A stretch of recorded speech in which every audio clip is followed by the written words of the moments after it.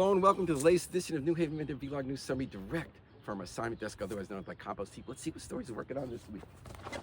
We got some inline skates, not that I know how to use them. There are a lot of ways to skate and move around New Haven. Now there's going to be an extra new one. They're about to have an e-scooter rental service for parts around town.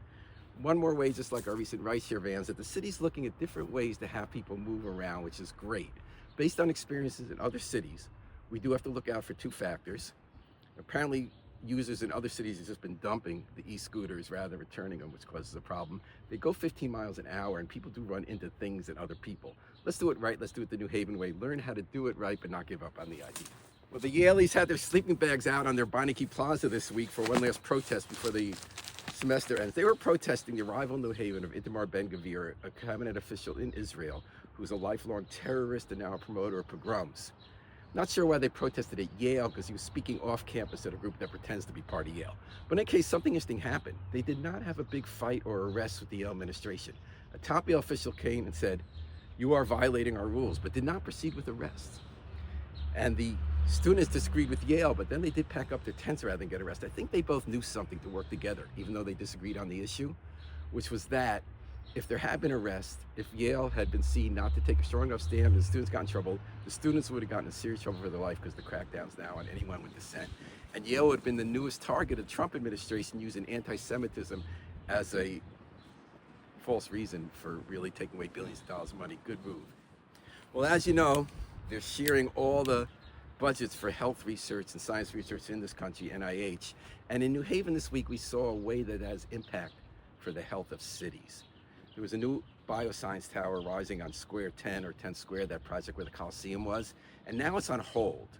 Because as with the other bioscience towers, the developer was planning on Yale to rent a lot of space. Yale said they're slashing those federal budgets. We can't count on the research money to solve cancer, save lives, stop people's suicide, whatever, because of these Trump administration cuts, and they're right. As a result, that means jobs that won't come here, if that becomes status quo for this project.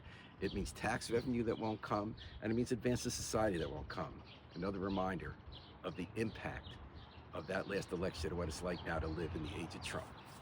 Well, here's one hat, two hats. Mike Harris is about to wear two new hats. He's been around New Haven and Connecticut doing economic development for the last bunch of years. He worked for Mayor Harp and then a bunch of statewide groups. He's now become the new CEO wearing two hats for two related organizations, Rex Development and Economic Development Corporation, quasi-public groups that do the planning and investment decisions for how we grow our economy in the city and the region. Great choice.